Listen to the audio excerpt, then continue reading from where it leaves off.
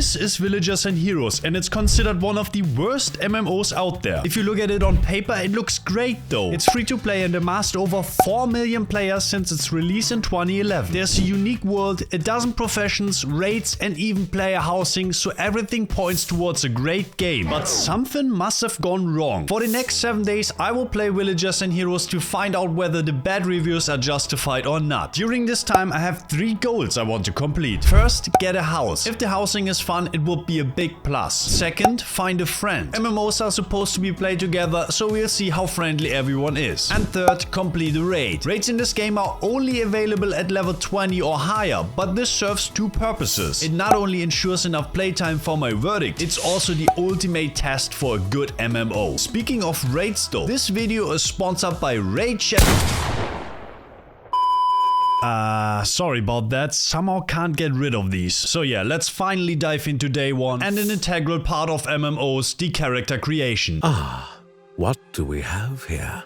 An eager traveler, I think. Nice voice acting first of all, but more on that later. For most games, this is a screen where you just pick your class and max out the boob sliders. But Villagers and Heroes has put some real heart into it. For every selection you make here, there's a little story about the character evolving on the right. Let me show you how that works. Personality. Fearful? That does not sound good. For an MMO, we probably have to go to some dungeons. Glamorous? Oh my god. We are glamorous. By nature has a stylish flair for fashion and a feisty personality. We gotta go with glamorous. We're glamorous, of course. Look at us. I really like that little detail, but then it was time to make an appearance and I cooked up something vile. Yes. Now back to the face. Perfect. Looks a bit like Shrek's wife. The class selection was pretty standard and I usually play mage, so I made the only logical thing and picked hunter. As of last, there was a big choice to make. Oh, you can see in the background how it looks. Home in the forest. That looks neat. Like, that looks super cozy. I think I want this one. No clue where this will be located yet, but we already made our first step towards the goal of having a house. Now, however, it was finally time to hop into the actual game. Wait, I just tumbled. Why did you do that? If I double click in a direction, she tumbled. That looks so funny. There's a horse and then Adriel. It really wasn't my doing.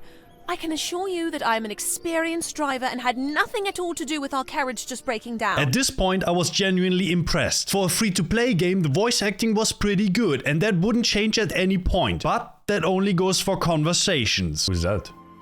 Slay the trespasser! Oh my god. Our day draws ever near! For some weird reason, enemies are unreasonably loud and sound terrible. But that alone can't be the reason why this game is so poorly rated. Oh my god, what's happening? Oh dear, she says. And I just say goodbye. This was the introduction to the game's main storyline. The evil antagonist, the Malok that had been gone for years, wants to return and is threatening to destroy the world. Kind of an MMO classic, so nothing wrong with that. After a short and uneventful fight, the tutorial ended and I was excited to see what the main game looks like. Ooh, what a bustling city. Look at that. Log in each day. You gain potion pouch. So yeah, there's this daily reward thing. It honestly looks a bit like a desperation move to keep the players engaged. After my arrival, however, I wanted to explore a little bit, and whoever designed this game needs to seriously question themselves. This looks like the entrances in a WoW city. What's over here?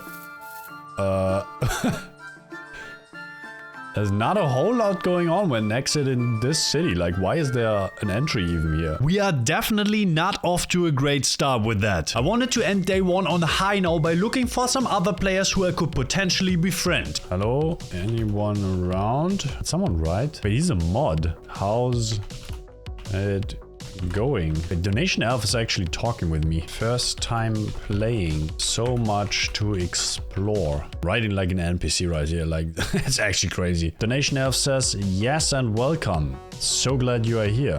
What do I respond to that? Wait, what's going on over here? I have had a couple new poems to share. Is he currently writing poems? Roses are red. Here's something new. Violets are violet. Not freaking blue.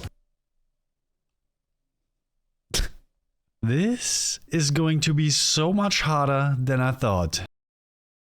On day 2, I wanted to see what the level zones looked like. A good MMO needs a decent leveling experience in order to be fun. To get there, I needed to complete the rest of the quests in the city first.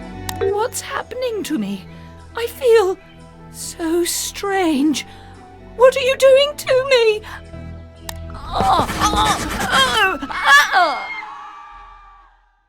I swear it wasn't me, unlike that one time in 09 where that family of 4... So yeah, anyway, I cleared the tunnels behind the theater and then I was finally given a quest to a new area.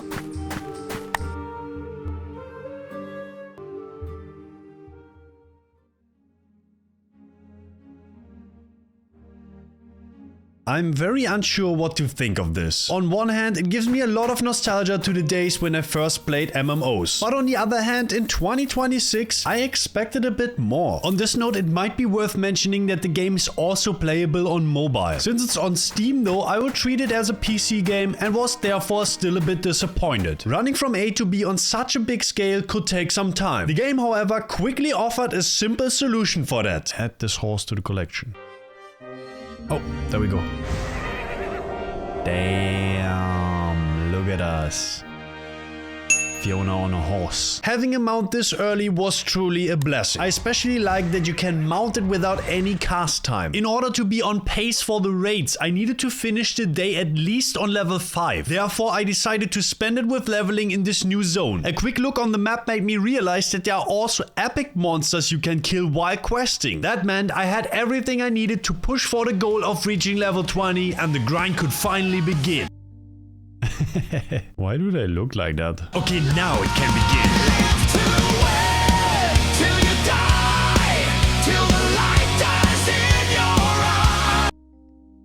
He's so happy.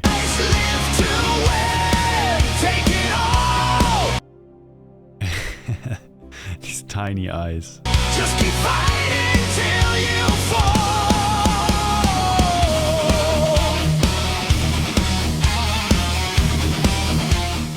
So day 2 ended with me almost hitting level 6 and a lot of confidence going into day 3. Day 3 though was where everything went south. If I would have ended the video right here, I would have given this game a solid 8 out of 10 and moved on. But this day moved the score down to 3 out of 10. Let me explain why. I rode by these apple trees and noticed that you can harvest the apples. Actually, you can harvest a lot of them, which you need space in your bags for. And to get additional bags, you need a currency called crows.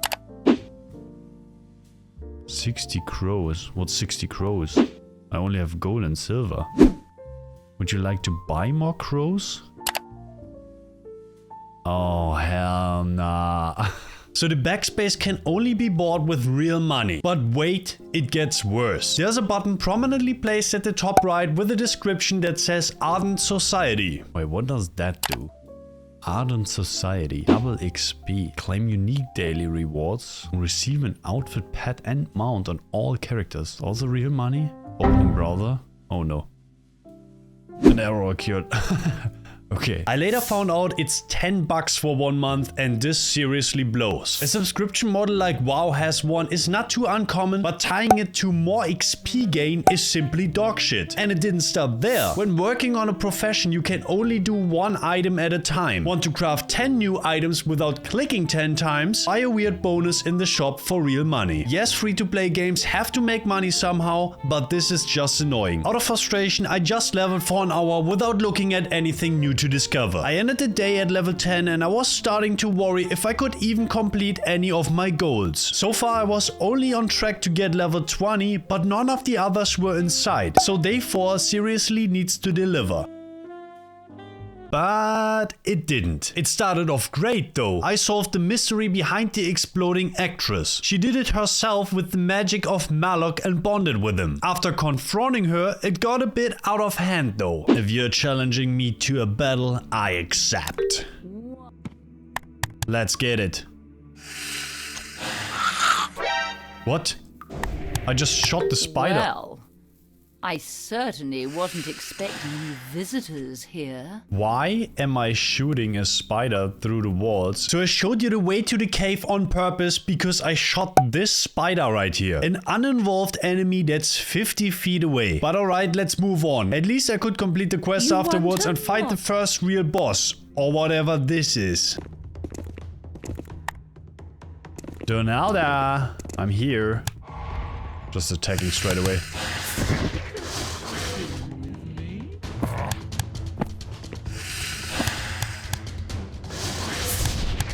That's the slowest attack I've ever seen. Like, if I time my tumble, do I dodge it? Oh. No time to find out, I guess. She's just dead. And that's it. This is entire boss room just for me to take her down without, like, taking any damage. I ended day 4 on level 14 and I honestly started to lose hope. So far the game was just a bad cash grab and the goals I set for myself that could salvage everything were completely out of sight. I haven't encountered a single other player in the level zones to befriend. There was no indication where or how to get a house, and to get to level 20 we'd have to go through a lot more of these slow ass enemies. On day 5, all of that was about to change. Portal to my village? What does that mean? Wait, there's villages by people? This looks like it's made by people. I have no clue what this means. Let's go to the abyss. You can own a home, grow a garden and raise farm animals. Select the property sign in front of an empty plot to move into your new home. This is where I can now build my stuff? There's someone in there. Hello? Yee. Is this his animals? A golden sheep? Damn. Do you want to enter this house? Yes. We just entered his house? Now what? He has some weird decor. Not much going on. Where's some property where we can settle? How do I make my own home? Vacant house lot. Wait, I can do it just here. Move into this house. As long as you log in at least once every 2 weeks, this house will stay reserved to you. Yes. Whoa. With that, I finally completed the first goal, get a house. Wait, what the fuck are you doing here, Pooh? I wanted to do like celebrations and go like, way. Ah, here we go. Let's forget this happened and move on. Along with the house, we also got our garden and animals. I'm trying to plant some seeds. I don't have any. Wait, I can just get seeds from here. Oh, okay. You must be at least level 2 in gardening to use this item. You are only level 1. Bro, is there anything from... There's nothing at level 1. Wait, I have a sheep. Holy shit, my own sheep.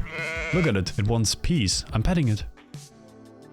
Best game ever. Did you look at it? Adorable. Well, now I obviously had to get it the piece and I didn't know how. There's a level 40 player. Hello, I'm new. I want to plant stuff at my garden. Just trying to decide what to plant this morning. Is this a bot? I didn't ask about that. What?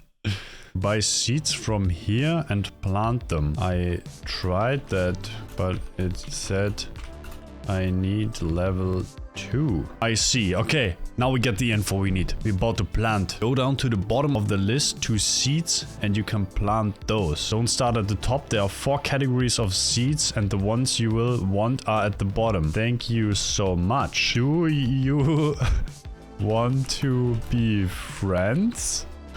I think I haven't asked this question since I was like 5 years old. Glad to, yes! You are now friends. It took me 5 days to complete one of my goals and then within 30 minutes I added another. Now I was able to plant a few seeds in my garden and I was already excited to return when they've grown. Out of my 3 goals there was only 1 left with 2 more days to go. Day 6 therefore is the perfect opportunity to do a resume on the leveling experience. For a lot of people only the end game matters, but for me leveling is an integral part of MMOs. So what does the game do well? It does a great job at selecting themes and stories for their zones. There are these terrifying looking wood trolls that I had to deal with. In another zone I had to rip someone else's house apart so my quest giver could rebuild his own one. And then there's also this one with the massive lake in the middle with waterfalls flowing into it. All of them are unique and interesting and I wonder what more there is to discover past level 20. But now what does the game not do well? Everything seemed lifeless. The fights were all the same and every quest was just kill 5 of these or collect 10 of that. It got repetitive way too quickly and then there were also these motherfuckers. You found a travel pad.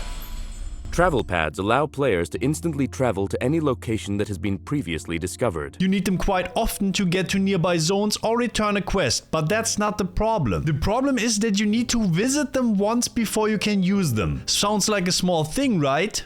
No. For whatever reason, they are never placed on your way. So this is where you enter the zone for the first time. This is your quest marker. This is where you eventually need to go. And this is where, for whatever reason, the travel pad is. This was so annoying that I would say the leveling was mid at best. But at the end, I got it done and reached level 20. 80k. Bang. Level 20. There we go. I think it's quite obvious by now that I wouldn't recommend this game. However, there's still one thing that could salvage it all. The raid. Some MMOs are only good because they get carried by the end game, like Marvel these days. So it was time to suit up and see if this game is a lost cause. Since I'm playing the game for the first time, I have no idea how raids even work. Raids. There we go. Join a raid. There are no raids going on. What do you mean? Create a raid. Challenge tier, size limit, solo. Can solo do that? But where are the boys? So far my assumption was that I need to spend the whole day looking for people because I don't have a big community yet that I can call for help. As this is luckily not the case here, I'm fine with trying it solo. Create. This is it. What do we have to do? Waiting to start. Just gonna send it. 30 minutes. I cannot mount. I have no map. Enter it. Now we need to explore it. Something is attacking me. Oh my god. A wood spider. Dude, they look scary. If you have arachnophobia, that's super bad. Find keys to the pen. 0 out of 3. There's a chest. Found a key.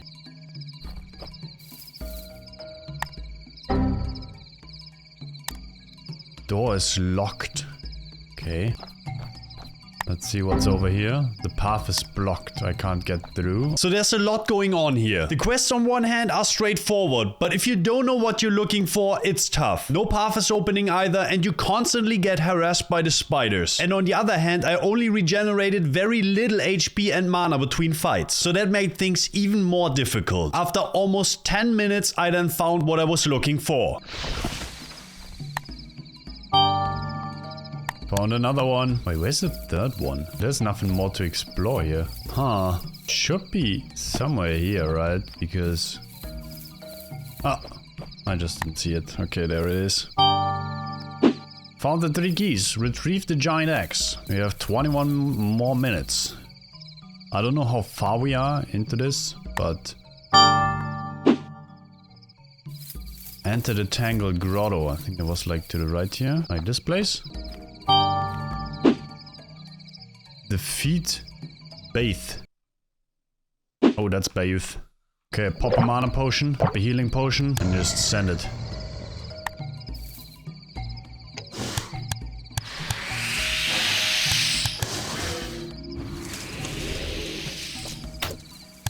I'm webbed. I can't move. Yeah, so I don't know what I expected after the boss fight on day 4, but for a final boss, this is even more anticlimactic. I think we can just face tank it now. Pop the potion.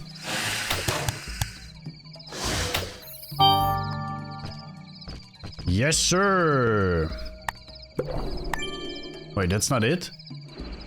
Oh. Journey to Lover's Grove. Apparently it wasn't the final boss, but it's already safe to say that the raids aren't wildly engaging. I still wanted to complete my goal and see if the last boss has some cool mechanics, but I struggled significantly. Lover's Grove. Light the fire pit. Alright. What? What's going on?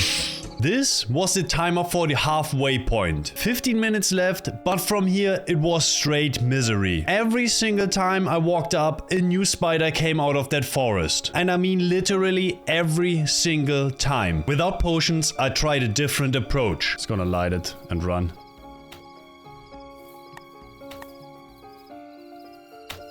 Wait, that's not it. Light the fire pit.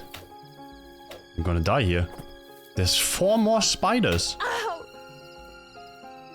What? I respawned with 1 HP. With no way to heal, it was over. I ran in again a couple of times, but it didn't matter. I could not reach my goal of completing a raid.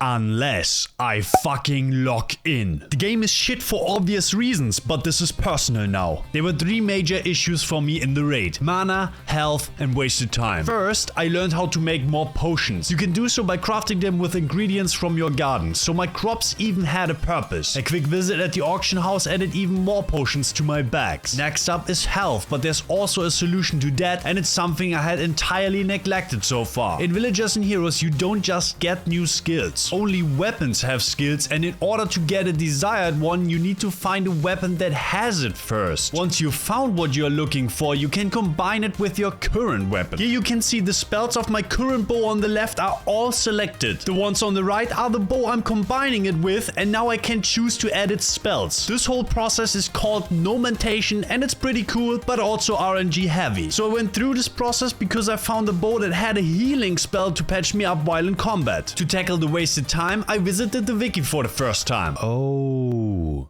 so this is where you start, then this is where you have to get the keys, and then there's multiple options. So I went to the Tangle Grotto, but there's also Whispering Woods. And there you have the fire pit, and then there's one more area coming before the final boss. So we will need to get through Abel's Rock or Roba's Pass 2 before getting to the final boss. I now knew where to go and how to stay topped up. All that's left to do to complete the last goal is to play some goddamn Villagers and Heroes.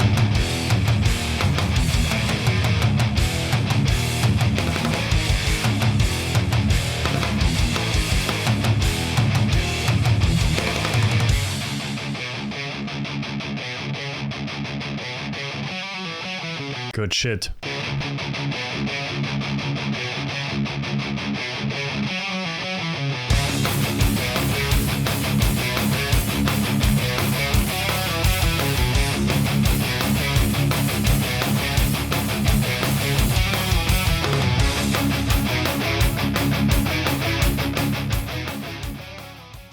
Alright, the mini boss I just killed is the equivalent to the spider from my first run. This means there's only one area left before the final boss. To get there I only had to run about 2.5 marathons, but then I finally reached it. It's a very dark forest, and I will spare you another fighting montage because it was simply very unspectacular. I counted 6 enemies in total, but we got through them fairly quickly. Only boss left now. Holy shit, this is it, guys. We have half of the time left to kill this boss. Let's get it.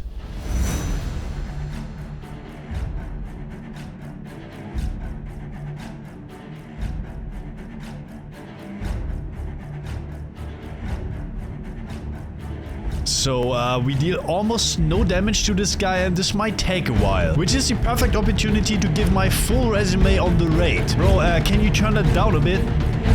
Dude. Oh my god, Past Me wants to have his moment here, and I totally get it, but this boss ain't doing shit. So yeah, I think it's quite obvious now why the game has such bad ratings, and I wouldn't recommend it. My last hope was this raid, and it's way too shallow, and there are no real boss mechanics. So what you should rather do with your time is rate that like button and take down the subscribe boss. I don't think that made sense, but you still got it. Ah, finally, thank you. All in all, the game might suck, but if you watched this far, you probably enjoyed the video. That's why, as of last, I wanted to thank you for watching.